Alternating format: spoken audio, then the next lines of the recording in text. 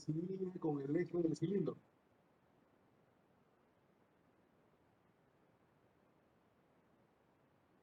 Entonces, este es nuestro modelo.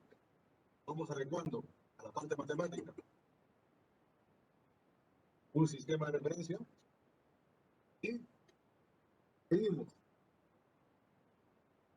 Continuamos. Vamos a hacer entonces corte longitudinal.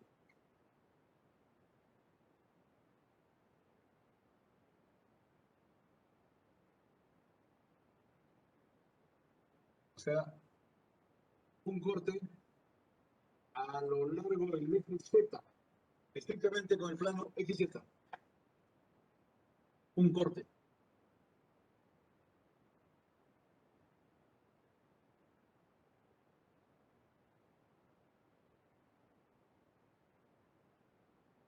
Entonces, al practicar este corte,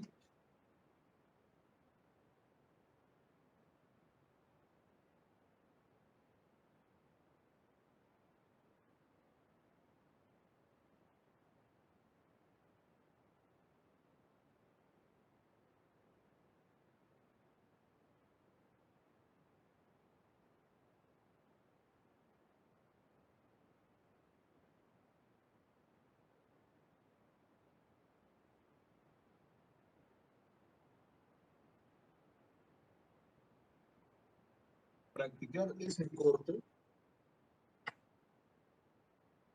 Entonces, ahora sí, caballeros, ojo, pestañas, ceja de oreja.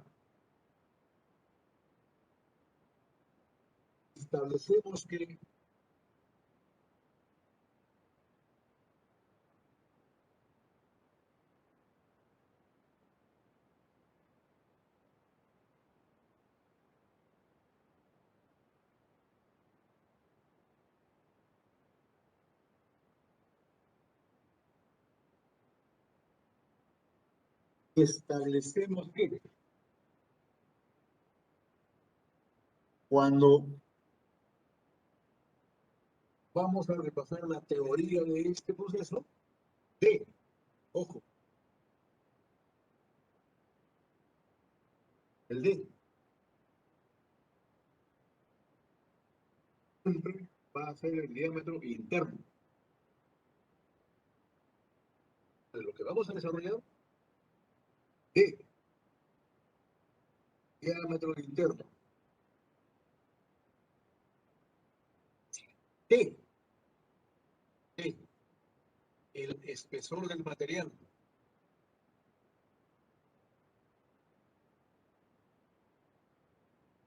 L,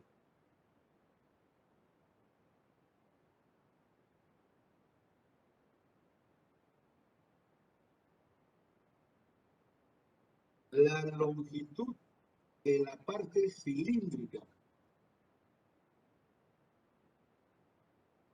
Entonces, estábamos mencionando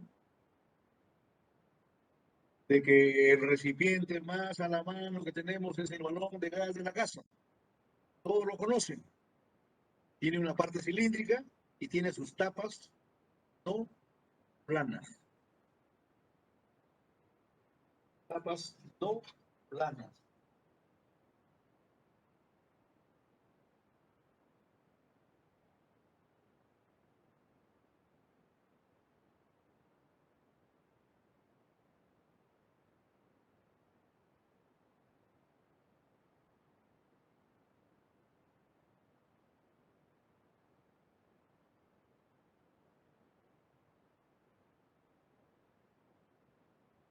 No planas. En este corte, internamente, la presión gira.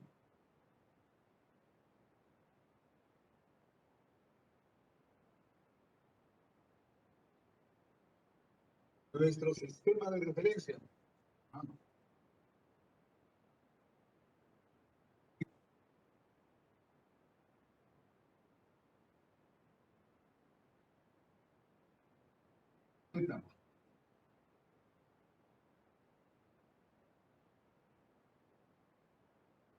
nuestro sistema de referencia. Zeta.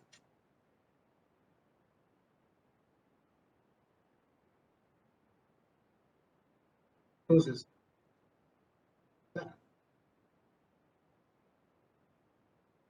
voy a agrandar una figura para entender claramente,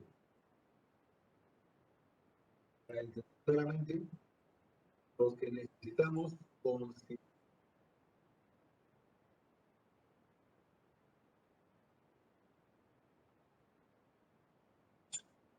Entonces, la figura agrandada es lógicamente la siguiente. Sí.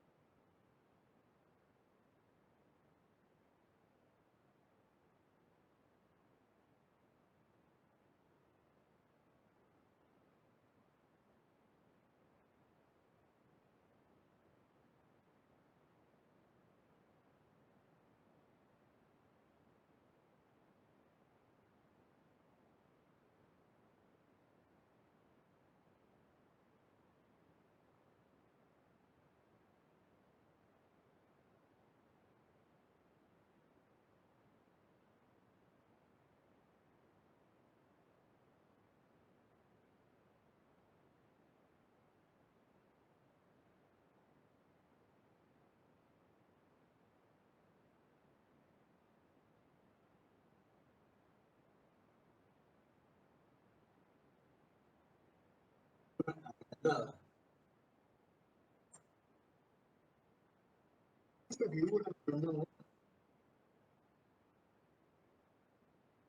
vamos a considerar una franja longitudinal. Una franja longitudinal. Acá se vería sumamente confusa, compleja, pero acá lo ampliamos. Esta es mi franja longitudinal.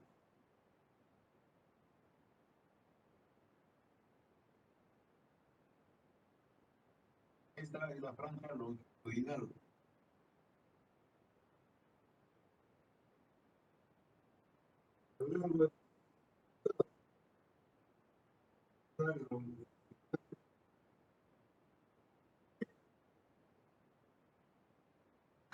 Esa franja longitudinal, ¿sí? Ojo, está ubicada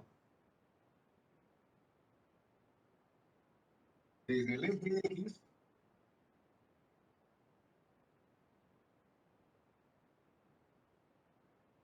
a un ángulo θ.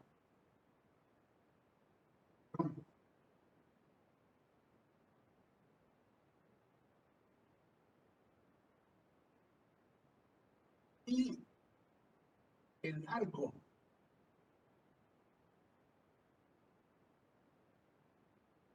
el arco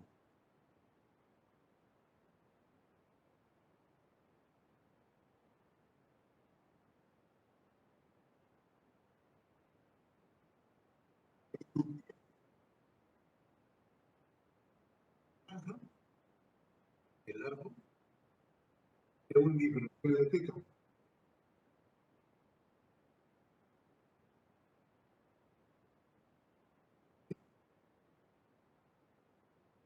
Esta franja, a lo largo de todo el cilindro,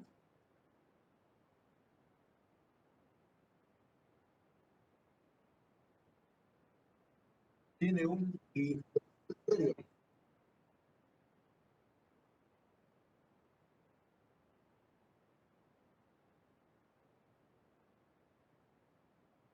Esta franja, a lo largo del cilindro, tiene un área que le estamos llamando diferencial de área. Entonces,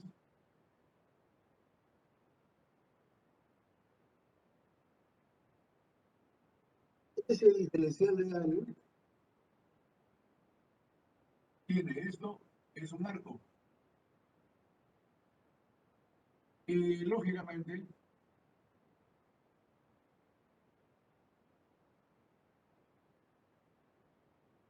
una longitud L.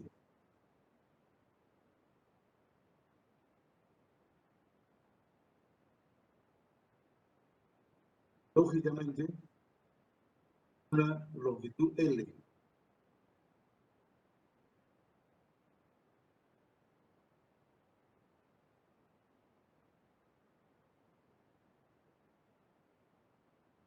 De modo que especial de área es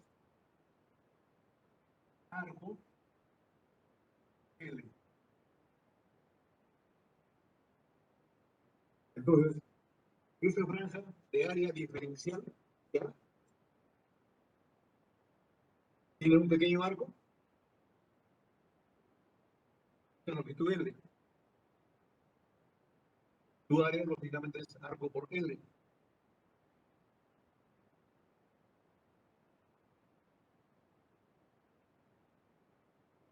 Tu área es arco por L.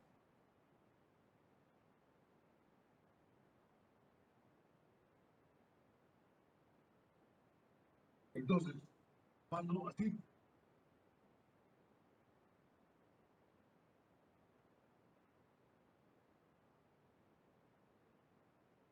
de medios, centro, medios o R, de largo,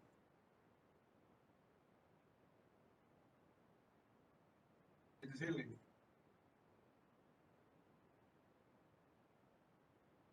Área.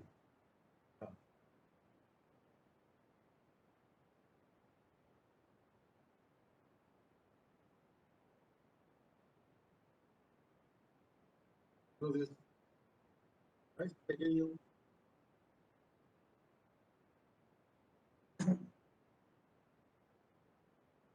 el arco, arco, es igual al arco,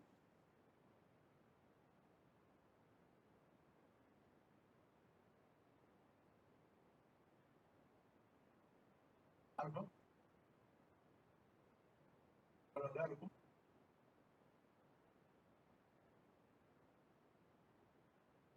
de medios.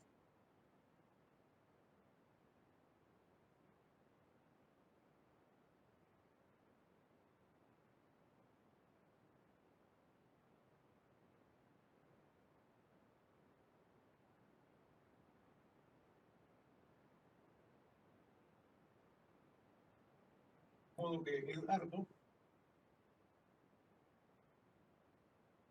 es alfa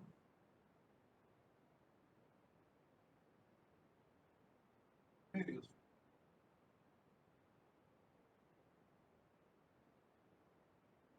Para este modelo.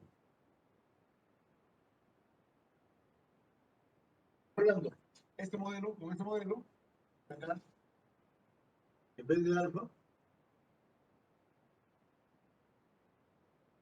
en vez de alfa,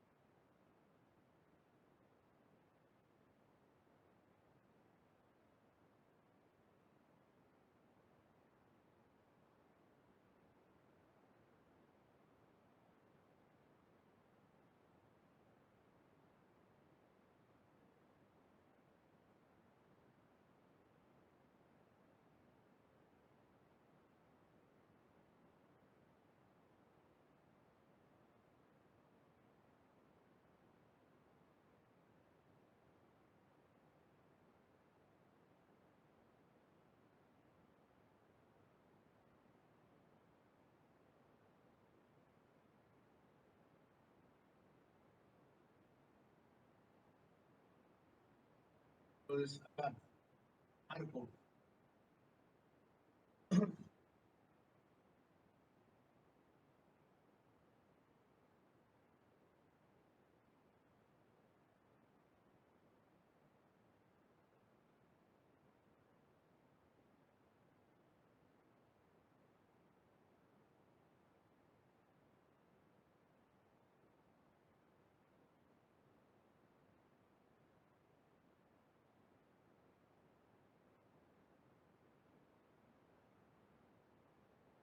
arco.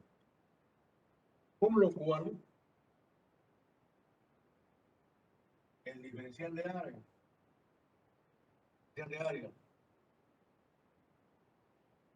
sería E medios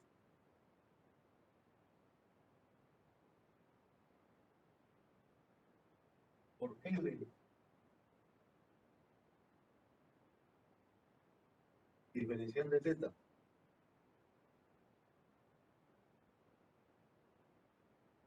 Vale.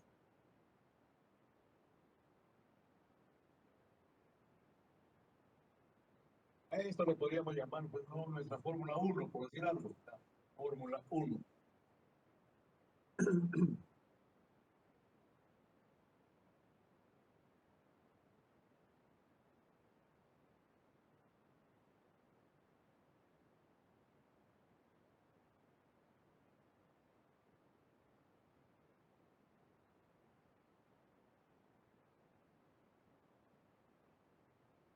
¿Qué sucede?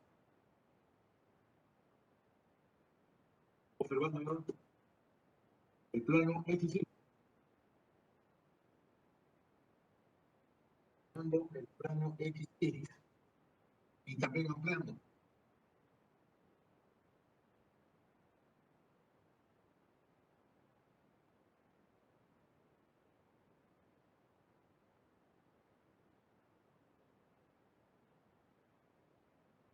Desde la franja diferencial, ahí está. La franja diferencial. Entonces, la franja diferencial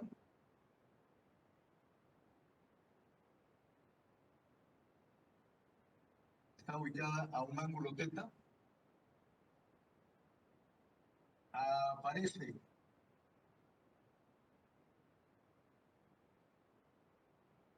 una fuerza,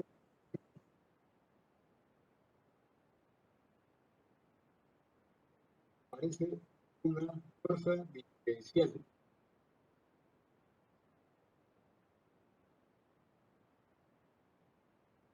Porque la presión phi, está actuando sobre esta diferencial de área. Al actuar sobre esta diferencial de área, origina un diferencial de fuerza. Cual es sencillo de interpretar. Entonces, la idea es evaluar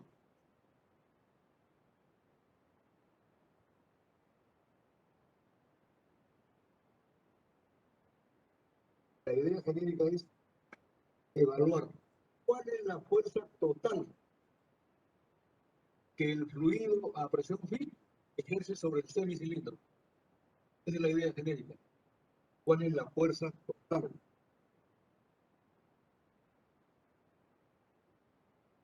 Entonces, en nuestra franja diferencial aparece un diferencial de fuerza.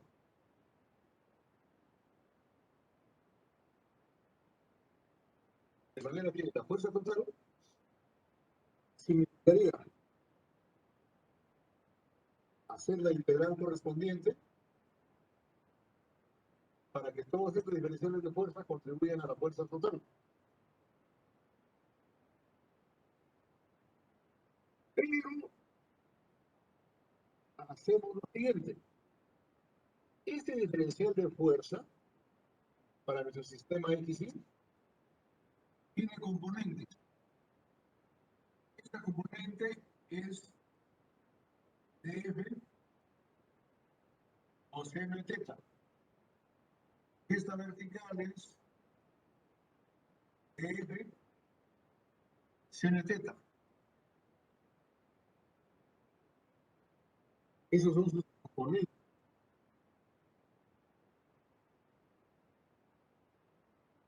Ahora, cuando hacemos la integral, ¿cuál integramos?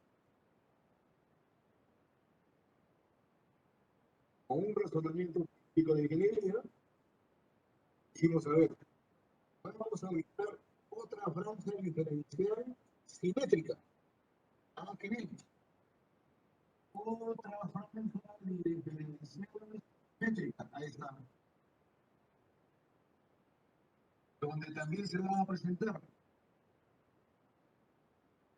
EF coseno teta,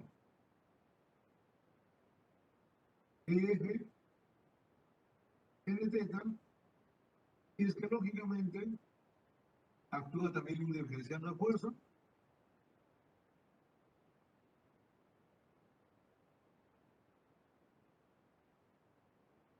Realizamos este proceso para determinar exactamente qué tenemos y obtener la fuerza total. Actúa sobre el semicilindro. Entonces acá observamos que para áreas simétricas, las componentes en X son iguales y de sentido opuesto, por lo tanto se anulan. De tal manera que para evaluar la fuerza total, solamente contribuye en una integral, ahora sí, en una integral, desde 0 hasta pi, f, n teta.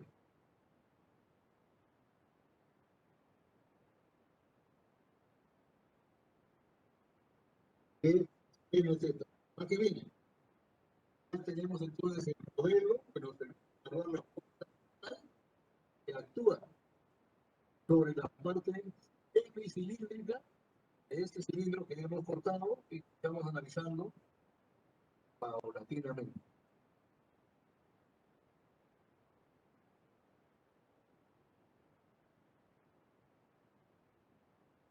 Entonces acá, ¿cuánto vale el diferencial de fuerza?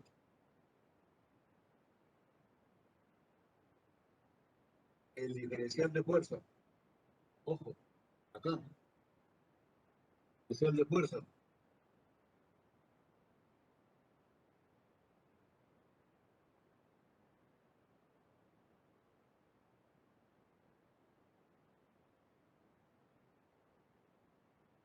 Presión por diferencial de área, profe. Claro, se había visto desde lejos. Entonces, el diferencial de fuerza acá es presión por diferencial de área. Por D, L sobre 2. N teta, diferencial de teta. O G, una constante. D, otra constante. L, otra constante. 2, otra constante. Entonces, la integral desde 0 hasta pi.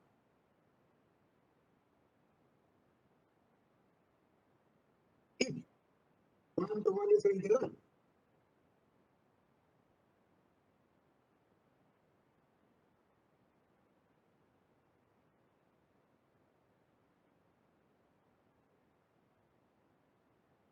Sí. Entonces, la fuerza total vale pi L.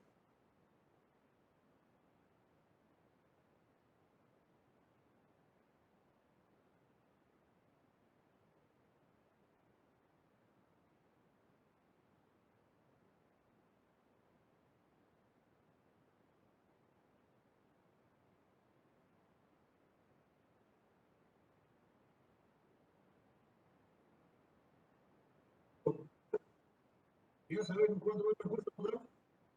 El fluido a presión G ejerce sobre todo el semicilindro. Ahora, ahora, merece un pequeño gráfico más. Sí, merece un pequeño gráfico más.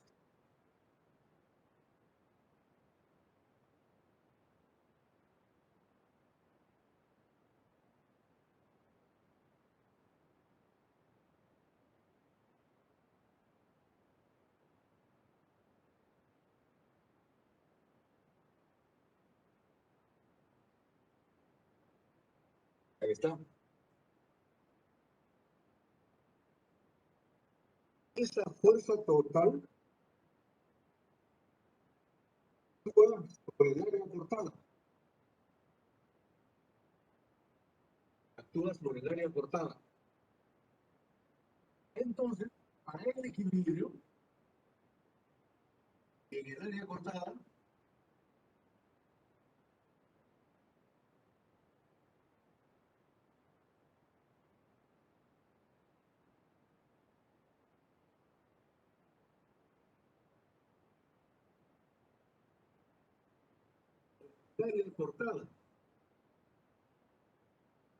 parece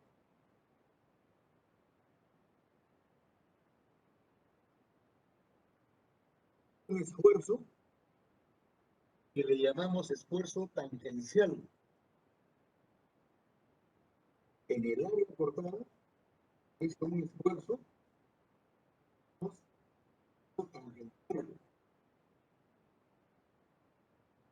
Entonces, como todo esfuerzo, esfuerzo sobre área, como todo esfuerzo, área, ¿qué? Esfuerzo tangencial, fuerza sobre área. ¿Cuál es la fuerza? Phi LD.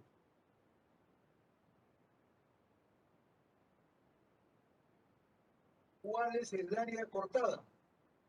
Área cortada. Espesor P por L. Área cortada. 2 L.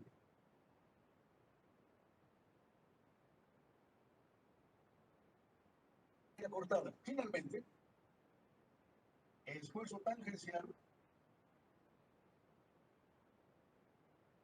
Pi por D entre 2T.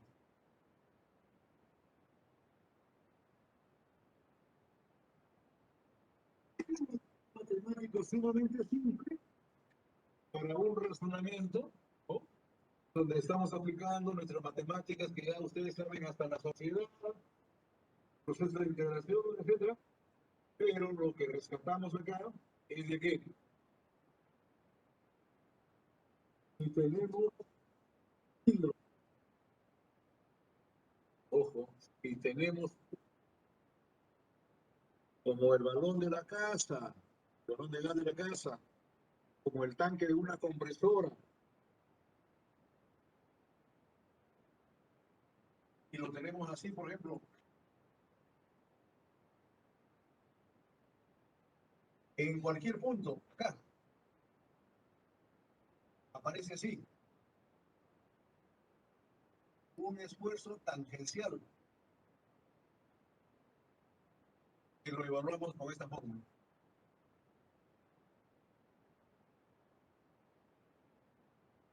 Hacemos una observación, caballeros y señoritas, una observación importante. Acá le estamos llamando esfuerzo tangencial y lo estamos representando así, perpendicular a la superficie. Perpendicular a la superficie. O si es que se quiere, tangente, cilindro. Por eso se llama tangencial.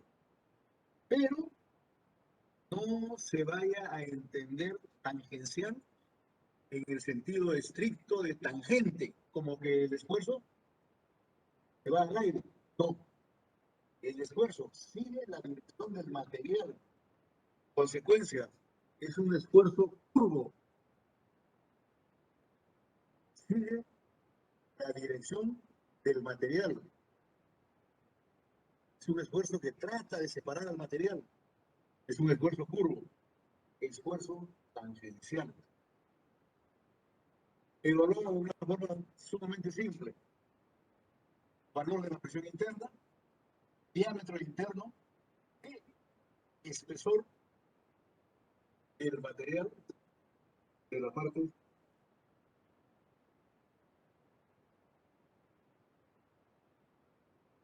Entonces, por ahí, caballeros, no hay nada raro, son cosas elementales que ustedes dominan hasta la saciedad. Estos ciclos de ingeniería, ya pues estos procesos son bastante sencillos.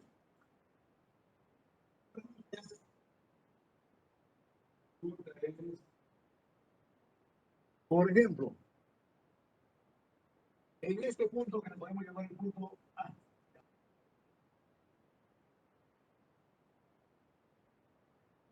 ¿solamente está actuando el esfuerzo tangencial o hay otros esfuerzos? La respuesta es bastante sencilla. Hay otros esfuerzos. La respuesta es bastante sencilla. Hay otros esfuerzos.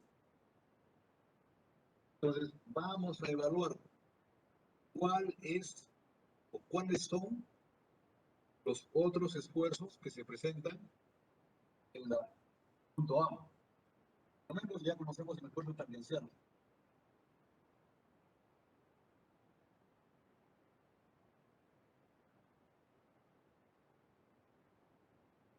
Para ver el otro esfuerzo, caballeros. ¿Alguna pregunta?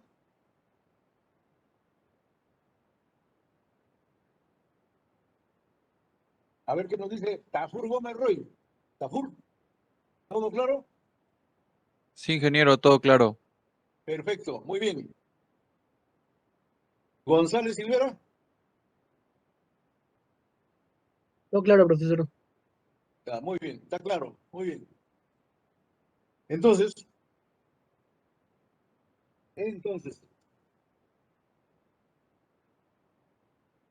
estamos dialogando.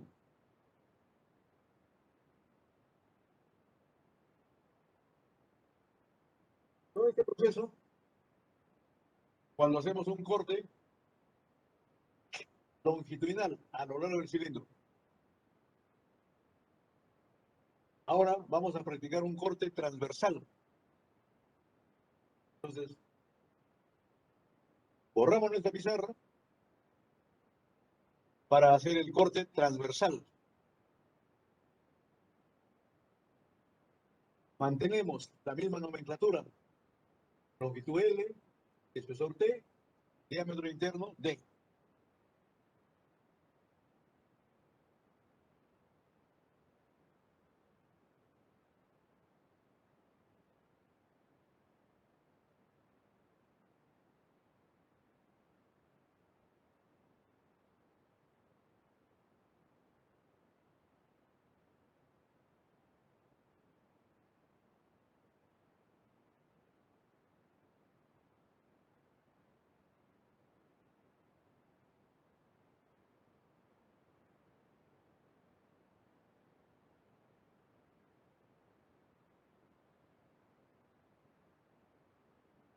Y ubicamos corte transversal.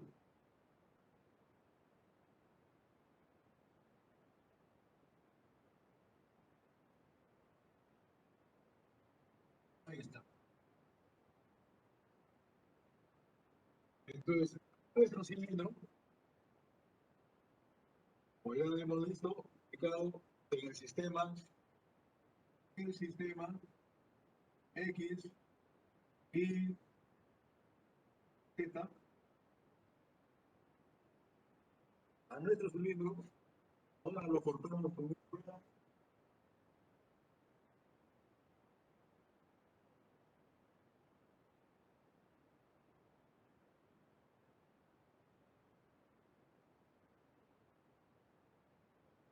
Cortamos el cilindro y lo separamos. Entonces, por ejemplo, así.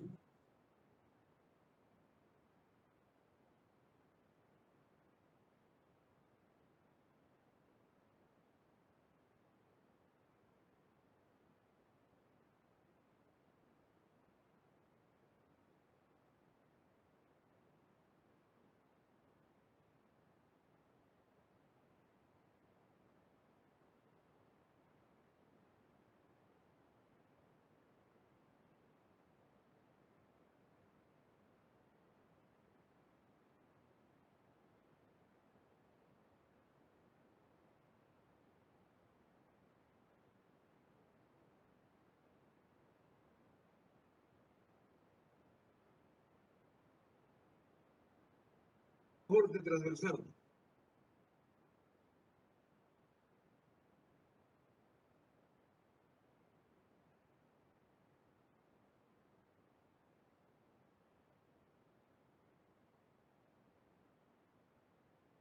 Corte transversal. Como nuestro cilindro está en equilibrio, cualquier porción está en equilibrio, por lo tanto, cualquier punto también está en equilibrio, y por conveniencia, tomamos un punto a lo largo del eje del cilindro, donde si está en equilibrio, hay una fuerza F equilibrada por una fuerza igual y de sentido contrario, N.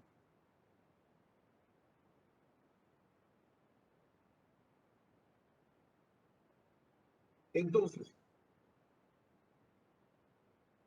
vamos a suponer lo siguiente.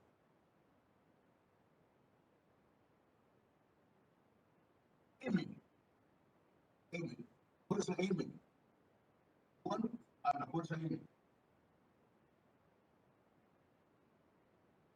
Con el concepto. Esfuerzo igual a fuerza sobre área, entonces fuerza es igual a esfuerzo por área. Este concepto. La fuerza M, vamos a poner que actúa.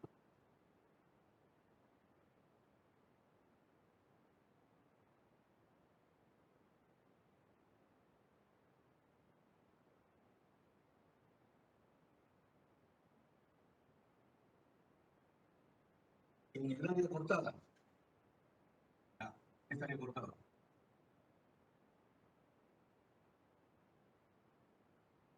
Y la fuerza N, esta fuerza N, actúa.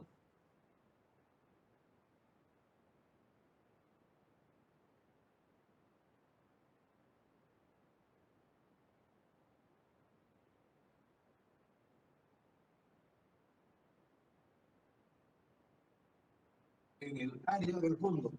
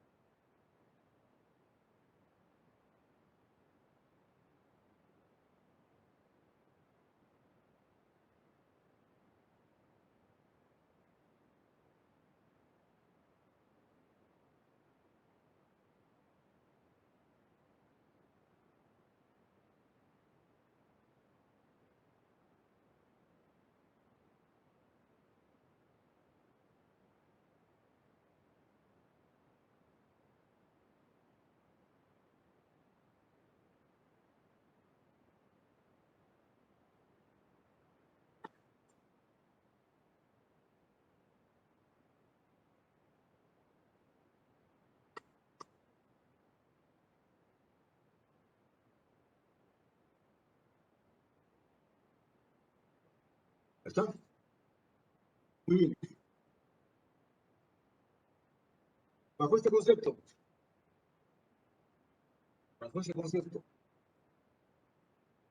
entonces decimos, aparece en el área cortada, ¿sí? Aparece en el área cortada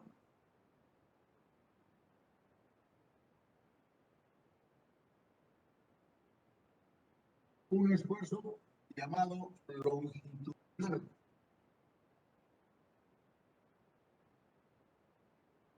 Esfuerzo longitudinal. Entonces acá aparece esfuerzo longitudinal.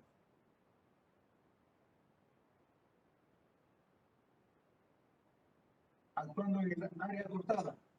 Área cortada.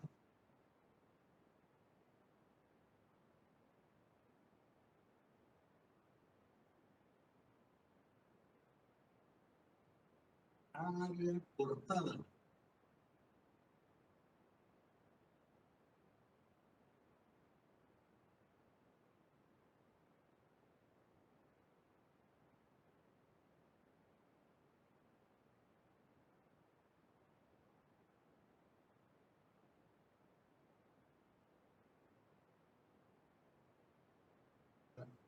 cortada.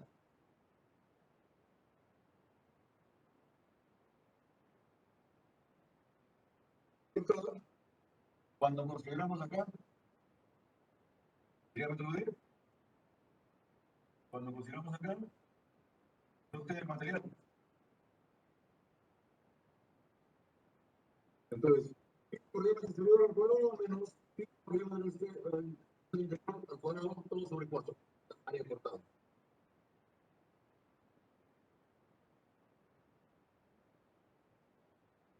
N, mismo modelo. N bajo el mismo modelo.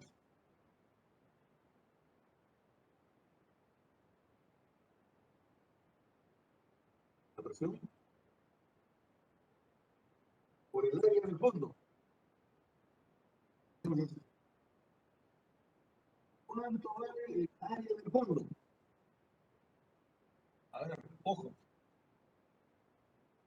Vale el área del fondo. Por ejemplo, si este es el recipiente, ahí está, área del fondo. Uy, tendríamos que evaluar toda esta área. Esta área. Para esa geometría. Para una geometría más simple. Entonces, ¿qué hacemos? Aprovechamos pues los conceptos que hemos visto, ¿no? Área proyectada. Toda esta geometría que es compleja de evaluar, así como cuando hemos visto esfuerzo de aplastamiento, esta área compleja de evaluar, lo proyectamos a un plano.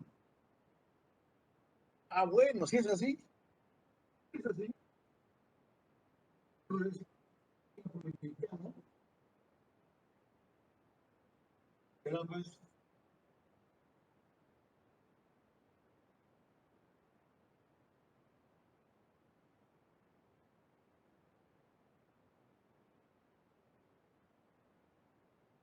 es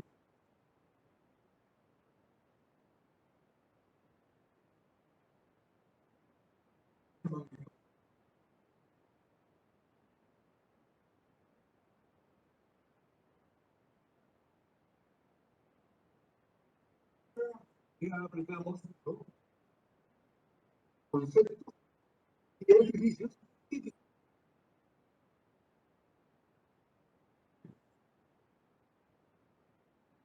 Sencillo.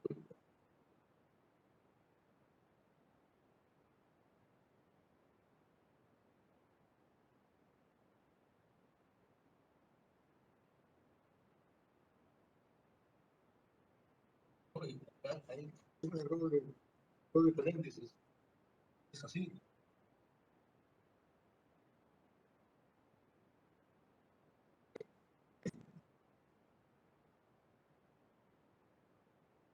Ya, muy bien.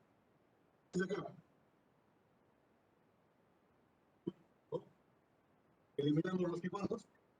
¿Ya? El esfuerzo recibido se queda. ¿Sí? Queda. Desarrollamos. Desarrollamos.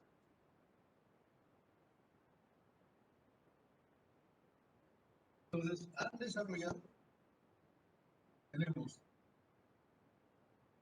claro más TT más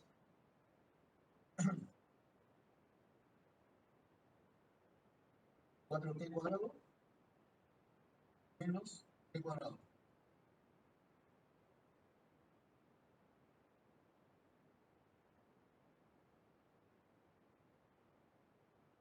Desarrollar. Al eliminar,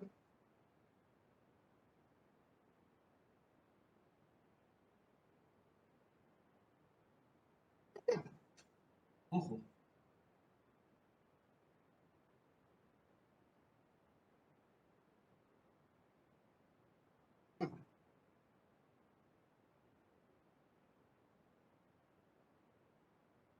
aplicamos los conceptos típicos del cálculo integral.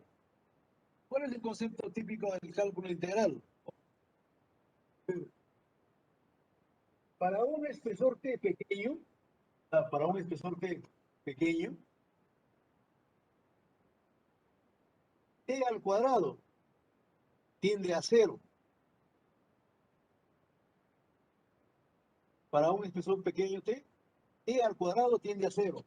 Entonces, este término se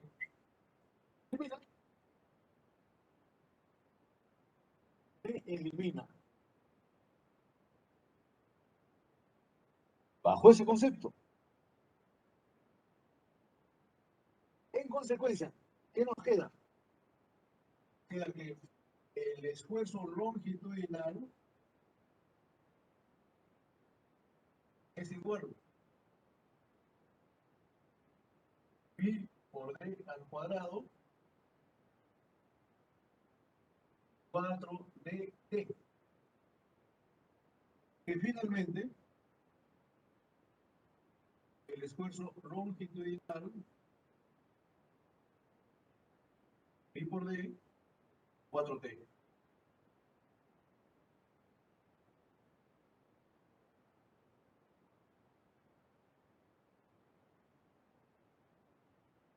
Pi por d entre 4t.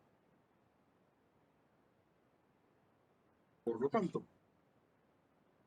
en nuestro cilindro, ¿no?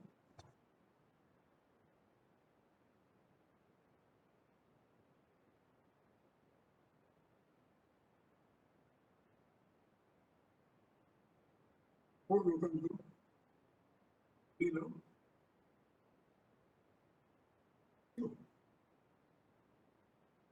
apareció el otro esfuerzo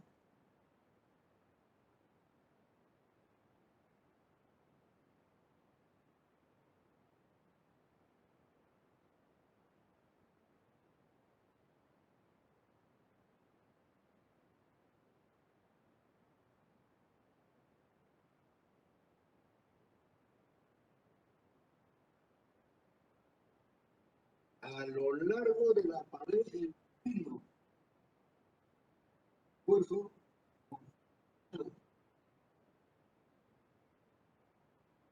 evaluado muy fácilmente, ¿no?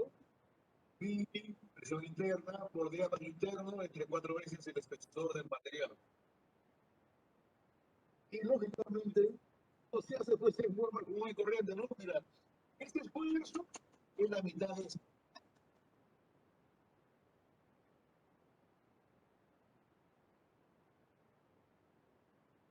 Lo interesante del caso es de que hemos determinado por un procedimiento sumamente sencillo, fácil de evaluar, cómo es que en un recipiente de pared delgada que almacena un fluido de presión P se presentan dos tipos de esfuerzos. Acá están.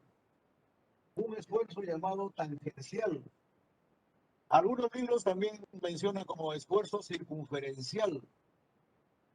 Bueno, el hecho es que es un esfuerzo curvo. Sigue la dirección del material. Y un esfuerzo longitudinal. De manera sumamente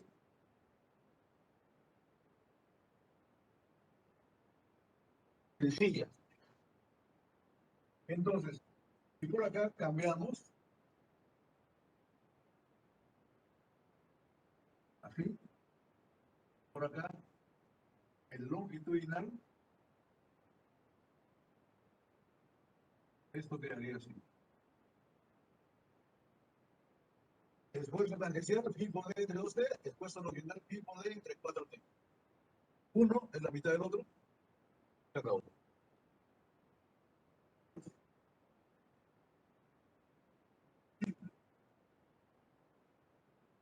Ahora, veamos nuevamente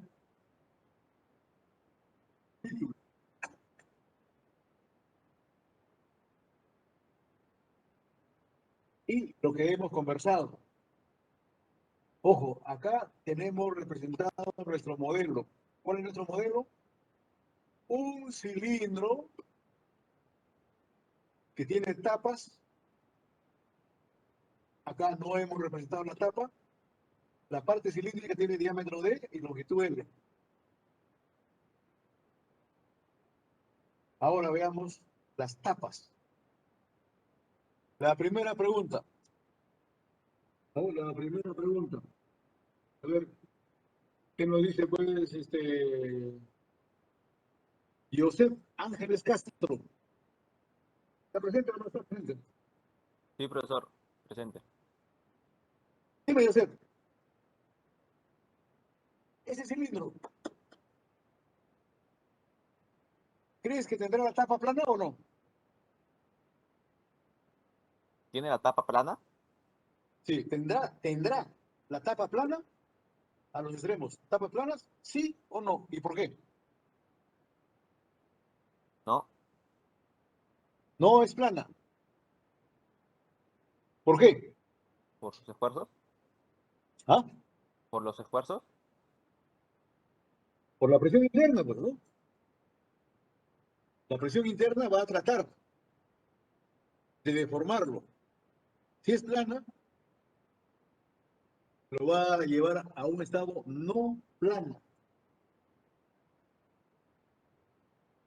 Entonces, por acá, el que decimos así, este es el cilindro, ese es el cilindro, perfecto. La tapa no puede ser plana, será, por ejemplo, así, ovalada por la naturaleza propia del fluido a presión. Tapa ovalada. ¿Qué otro modelo hay típico para la tapa? Se considera una tapa semiesférica. Semiesférica.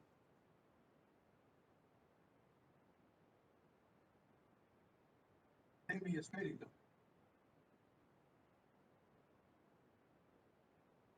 ¿Hay otro modelo? Por supuesto que puede haber cualquier otro modelo. Por ejemplo, por norma internacional, ya vamos aprendiendo a cosas más pegadas a la práctica, pues la intención del curso, ¿no? Por normas internacionales, los fluidos altamente nocivos, ya sea para la persona humana o para el medio ambiente, deben transportarse desde su lugar de fabricación hasta su lugar de consumo, deben transportarse en cilindros, ojo, cilindros con tapa semielíptica. Tapa semielíptica. Ah, muy bien. ¿Alguno conoce una elipse? Vamos a llegar más o menos semielíptica. ¿Por qué se toma ese modelo semielíptico? Porque los que han desarrollado el modelo matemático para evaluar los esfuerzos en una tapa semielíptica han demostrado de que la tapa de geometría semielíptica resiste mucho más esfuerzos que la tapa semiesférica o que una tapa simplemente ovalada. Ese modelo desarrollado por los alemanes se aplica como una norma internacional para transportar todo tipo de fluidos que sean altamente peligrosos, ya sea para la persona o para la salud del medio ambiente. Por ejemplo, el caso típico. ¿Cómo se llama el gas que utilizamos para las refrigeradoras? ¿Alguien conoce? Ah, yo veo termodinámica, hace rato. Iván Medina, ¿cómo se llama el gas que usamos en las refrigeradoras?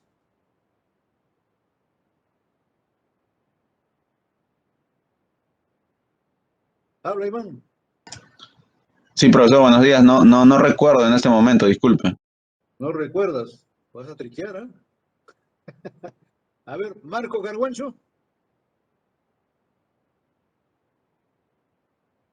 Marco Carguancho. ¿Cómo se llama el gas? A ver, ¿quién sabe cómo se llama el gas que usamos en las refrigeradoras? R134A. Claro, pues es uno de los típicos gases llamados freones, ¿no? Freón, que cuando se escapa rompe la capa de ozono y nos malora la vida. Y bueno, pues altamente peligroso para el ecosistema. Muy bien. Los países que fabrican ese gas, ese tipo de gases freones, lo comercializan y lo transportan a cualquier parte del mundo. Fíjense, el extremo de seguridad, ¿no? Cilindro. Ahí está, pone su cilindro.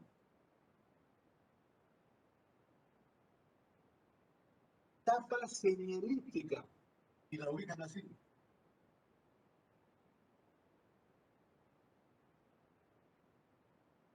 Para adentro.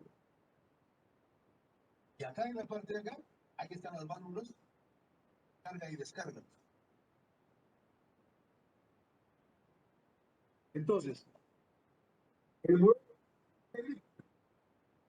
el ingeniero define si lo pone semielíptica para afuera o para adentro. Acá, por seguridad, lo ubican para adentro. De tal manera que las válvulas de carga y descarga están ahí prácticamente cubiertas. No hay peligro de que en un pequeño movimiento del transporte se rompa la válvula, nada. Mucho más seguro. Pero lo que nos interesa en este momento es entender. Tapa semielíptica. Ha merecido un estudio muy concienzudo de parte de los alemanes. Se ha transformado en una norma internacional. Y así lo aplicamos. Ah, pero el modelito matemático para calcular los esfuerzos es un modelo que empieza por acá y termina por acá. Demasiado para un curso introductorio como es el de resistencia y materiales. Entonces, ¿qué hacemos? En el curso de resistencia y materiales trabajamos sobre la tapa semiesférica. ¿Ah? Tapas semiesféricas. Muy bien, entonces vamos a ver. Tapa semiesférica. Así.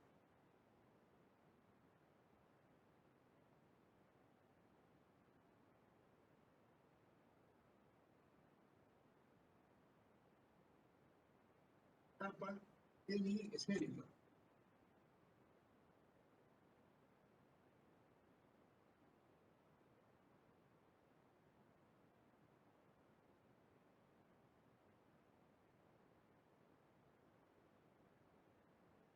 ¿De dónde parte?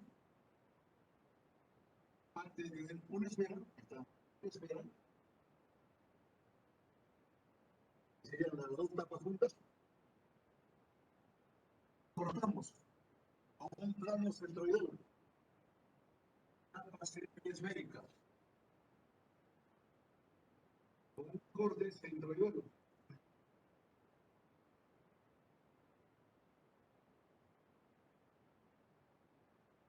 Como esta tapa tiene que encajar con esta parte cilíndrica, entonces, cuando cortamos, cortamos y separamos. Sí.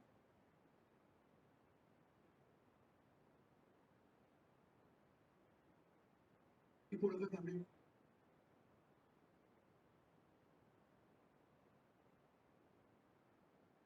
Cortamos y separamos. Tapas.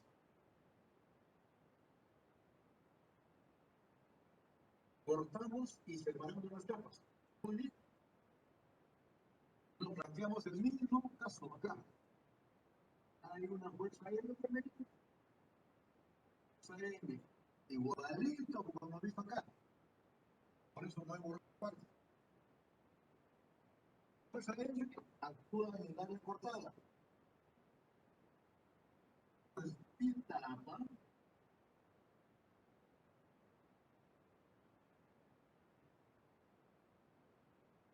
por acá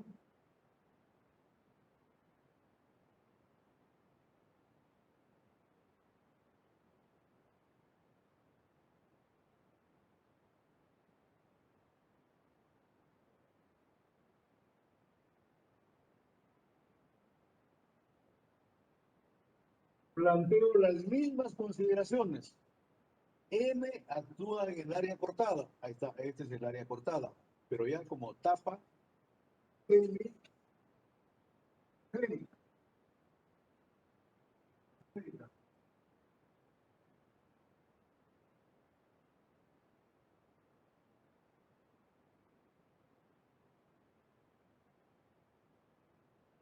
N actúa en el área de fondo, área proyectada. Realizo las mismas operaciones que ya lo hemos realizado y llego a la misma conclusión. Llego a la misma conclusión. En la tapa semiesférica solamente se presenta un esfuerzo llamado esfuerzo longitudinal, que se evalúa pi por d entre 4t.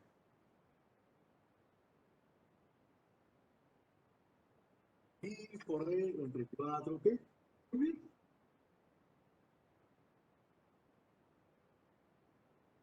Entonces, por acá considero una tapa semiesférica. Ahí está, mi tapa semiesférica. En cualquier punto hay esfuerzos,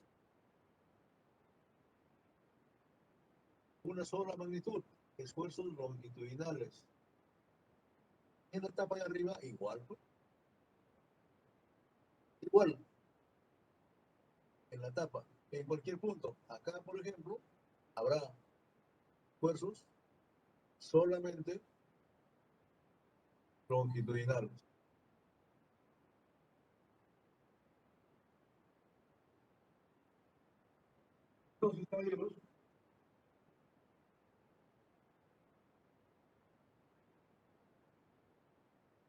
Entonces, caballeros, de una manera bastante sencilla, hemos averiguado y hemos calculado para los modelos matemáticos simples que estamos utilizando que los esfuerzos que se presentan en los recipientes que almacenan fluidos, estos que se presentan son de dos tipos. En la parte cilíndrica, ojo, un esfuerzo tangencial y un esfuerzo longitudinal. ¿Cómo se evalúan? Ahí están sus fórmulas sencillas. En las tapas, para cualquier dirección, solamente esfuerzos longitudinales. Solamente esfuerzos longitudinales. Entonces, desde el punto de vista de esfuerzos, lógicamente, en un punto A, como acá, el esfuerzo más peligroso con el cual puede fallar el cilindro por acción de la presión interna B es el esfuerzo tangencial. El otro esfuerzo es la mitad. No es tan peligroso. En las tapas, los esfuerzos son también solamente longitudinales. Entonces, ¿eso qué significa? Significa que en base, ojo, en base a este tipo de observación, si a un cilindro con tapa semiesférica le aumentamos la presión muy considerablemente, cada vez más alta la presión, el cilindro puede reventar, puede estallar. Ese es el término técnico utilizado. Estalla el cilindro. Y van a estallar el cilindro en las tapas o en la parte cilíndrica. Básicamente,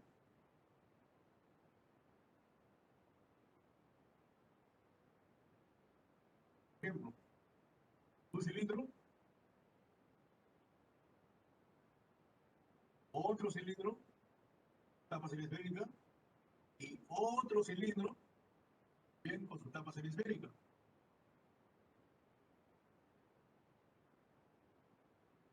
Ahí está. A este le voy a llamar un caso A, a esto un caso B y a esto un caso C. Le aumentamos la presión hasta que reviente. Le aumentamos la presión hasta que explote. Entonces,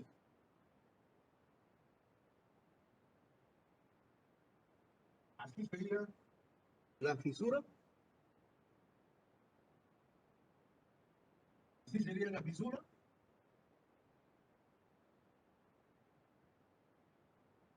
O así sería la fisura cuando el cilindro explota. A ver, caballeros, apliquen sus conocimientos, su razonamiento para eso. Puede ser una pregunta del examen. Un cilindro de pared delgada que se le aumenta la presión hasta que explota. ¿Cómo presenta la fisura? Según el caso A, B o C. ¿Y por qué? A ver. Iván Medina dice, según la figura B.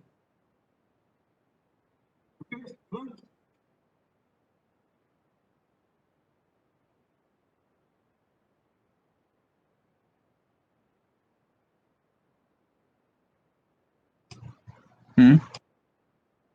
¿Por qué tu respuesta es que explota según la figura B? Porque, de-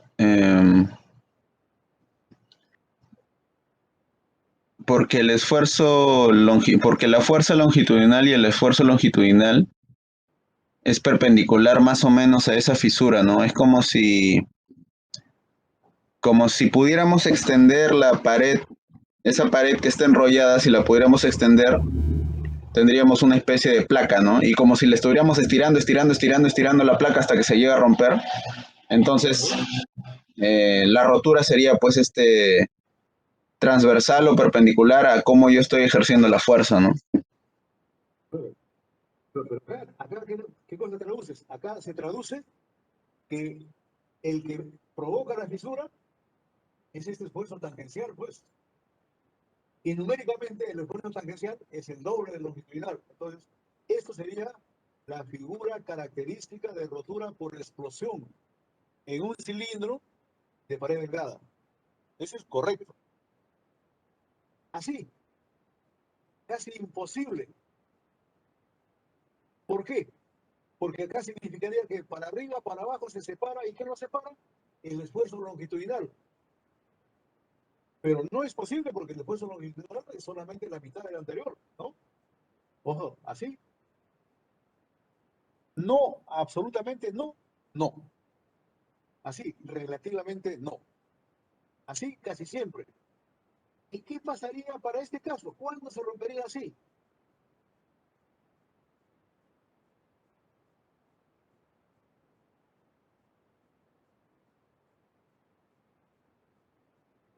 ¿Cómo traduciría una respuesta de esta naturaleza?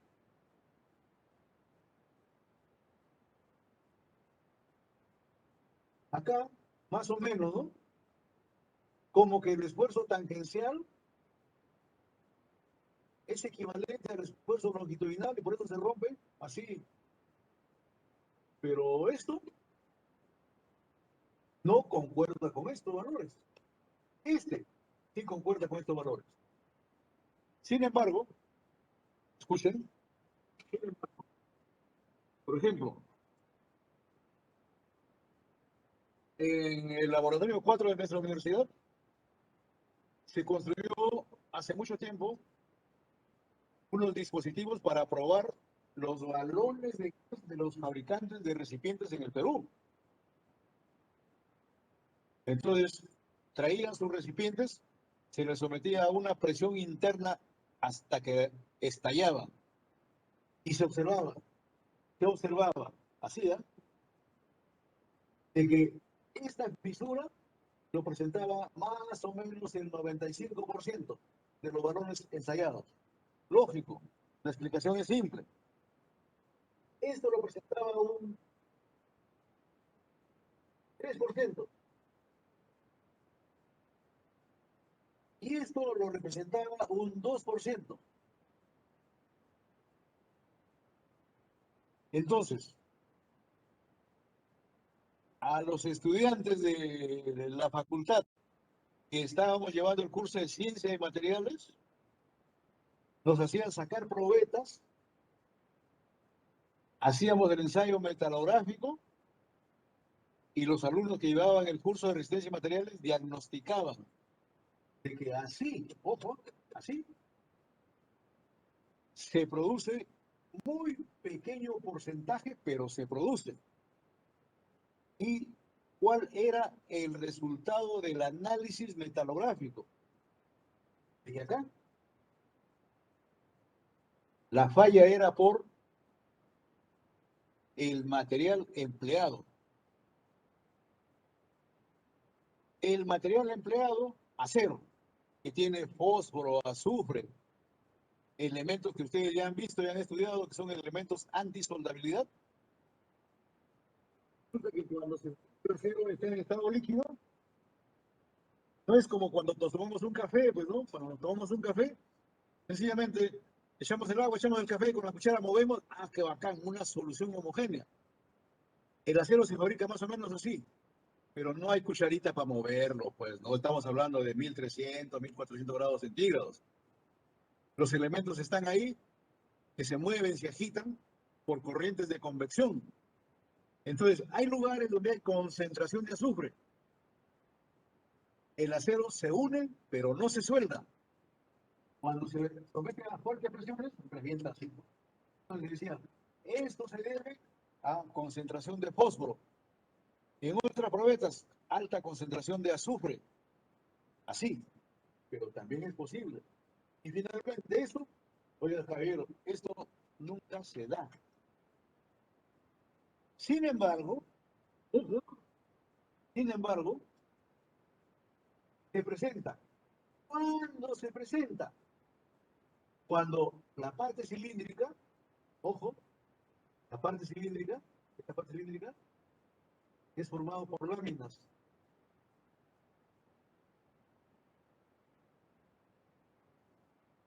Una lámina que se da vuelta y se va soldando.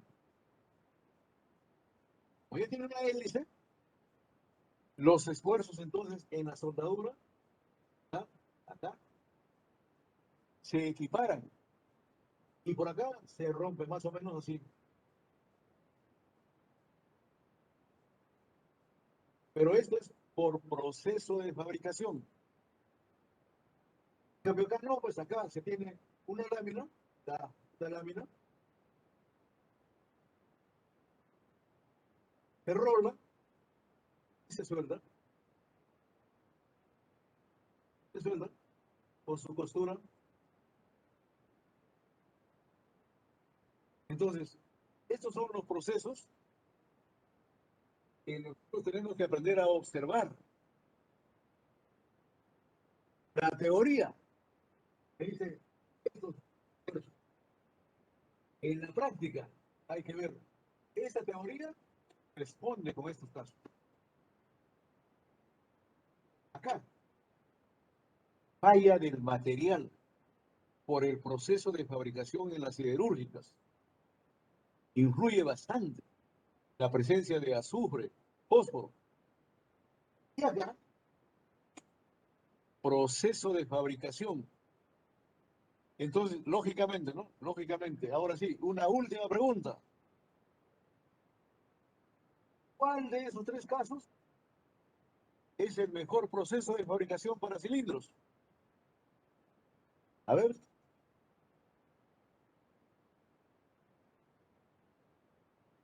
¿Qué nos dice Marco Manrique? ¿Está presente o no está presente?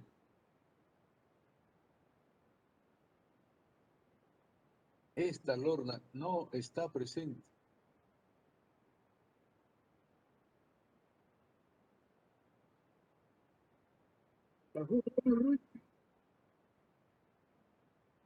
Sí, sí, ingeniero.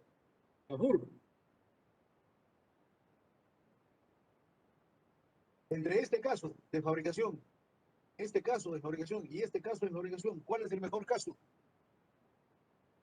El caso D. El caso C, Anselmo. El caso B responde pues a lo elemental. En cambio, en el caso C, no.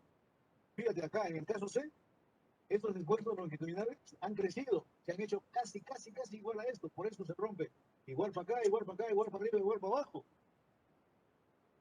Tienes que mejorar tu proceso de razonamiento. Hay que leer bastantes teorías. Hay que consultar los libros. Para eso te estás preparando. Muy bien.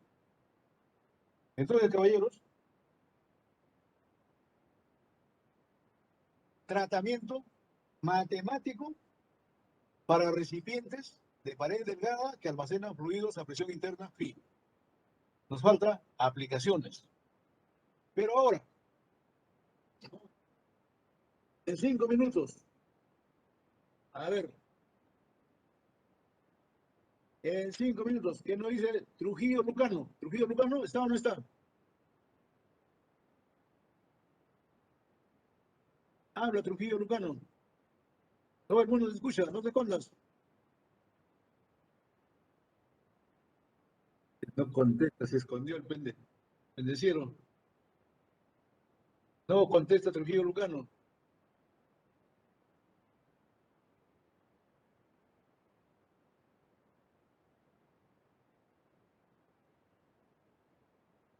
A ver. Michael Luza Orbegoso. Michael Luza Orbegoso, ¿está presente? Presente, profesor. A ver, Michael Luza Orbegoso. ¿Cuál es el título de nuestro tema de hoy día? Léelo bien.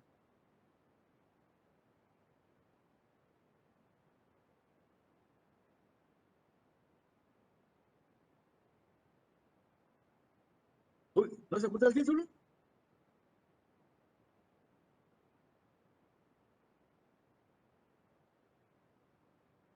Esfuerzos en las paredes de recipientes de pared delgada. Muy bien, hasta ahí nomás, no te preocupes más. ¿Qué cosa entiendes por pared delgada?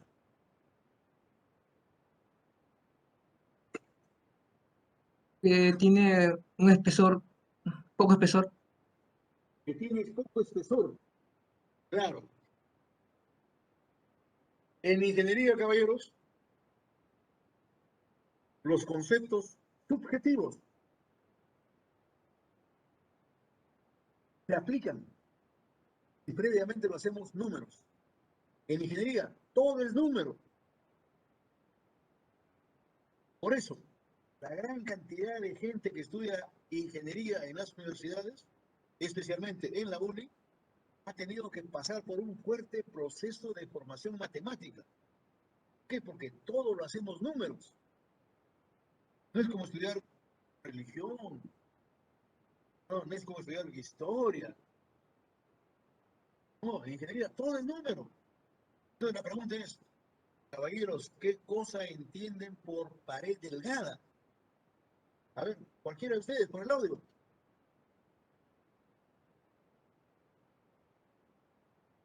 Ingeniero, sería con respecto al diámetro.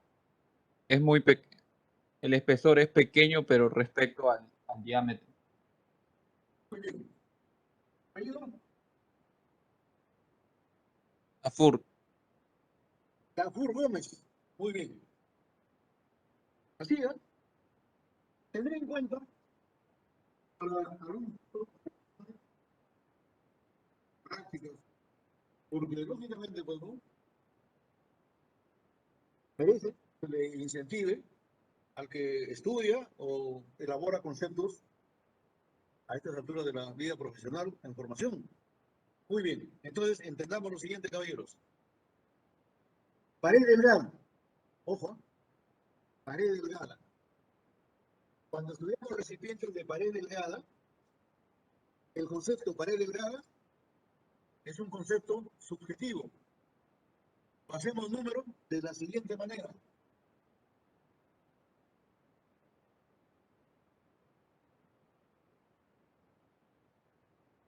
R es el radio interno de la parte cilíndrica. Y T es el espesor del material. Entonces, recipientes de pared delgada se manejan con esta relación RT. Se maneja el siguiente concepto.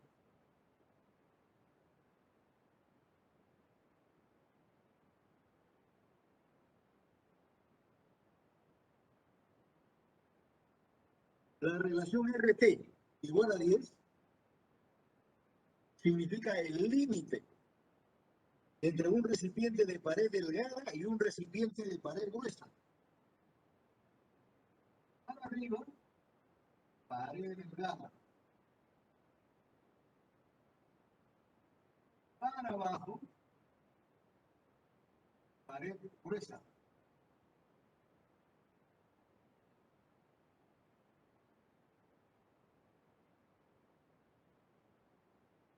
Entonces, como ejemplo, el balón de gas que utilizamos en la casa tiene un diámetro aproximadamente de 330 milímetros.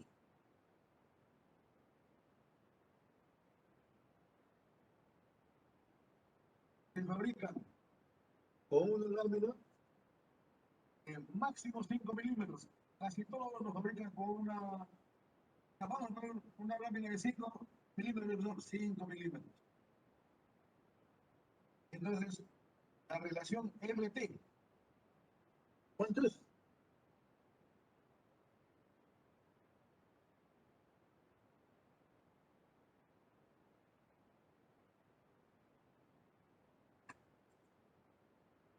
La relación RT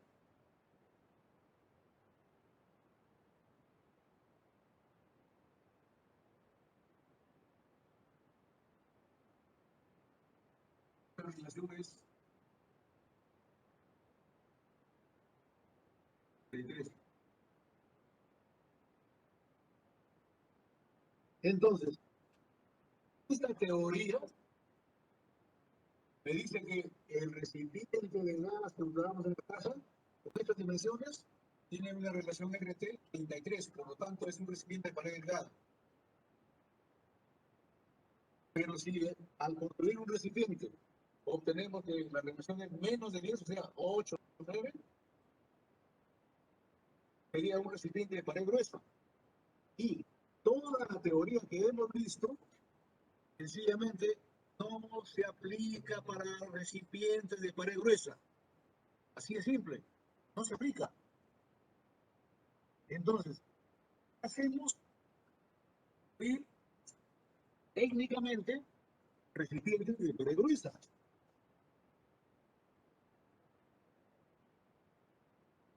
La respuesta es sencilla. Cuando ustedes, ¿no? Cuando ustedes necesiten construir recipientes de pared gruesa, tienen que tener una formación superior de ingeniería. Tienen que llevar un cursito de maestría o doctorado en diseño. En los cursos de maestría y doctorado en diseño se aprende a calcular recipientes de pared gruesa. Son otros modelos matemáticos mucho más complejos, pero que reflejan ya exactamente la realidad de la construcción. En cambio, acá no. Acá están más o menos al 95% de la realidad de la construcción. O sea, hay un 5% estadísticamente aceptado en que puede fallar. Pero con 95% para construcciones simples estamos bastante bien. Entonces manejamos la relación RT10, límite entre recipiente de pared delgada y recipiente de pared gruesa. Todo lo que hemos visto vale solamente para recipientes de pared delgada. Muy bien, caballeros. Entonces, el día miércoles hacemos las aplicaciones correspondientes combinando, ojo, combinando este tipo de esfuerzos que hemos visto con los esfuerzos que anteriormente hemos ido viendo en el ensayo de tracción, que hemos ido viendo en la variación del porcentaje de formación en frío, etc. De manera que nos vamos preparando para la primera práctica, que debe ser el 1 de octubre, no se olviden. El 1 de octubre, 10 de la mañana. Muy bien, caballeros. Entonces, si no hay ninguna pregunta por ahora, se les agradece su participación. Creo que están ahora sí ya marcando con mucha responsabilidad su asistencia. Y hay que estudiar. Ya se indicó al inicio. Este capítulo está en el capítulo 6 de Hibbeler, capítulo 8, perdón, capítulo 6 de Mira Johnson, capítulo 8 de Lere, capítulo 8 de Hibbeler, recipientes de pared delgada. Muchas gracias.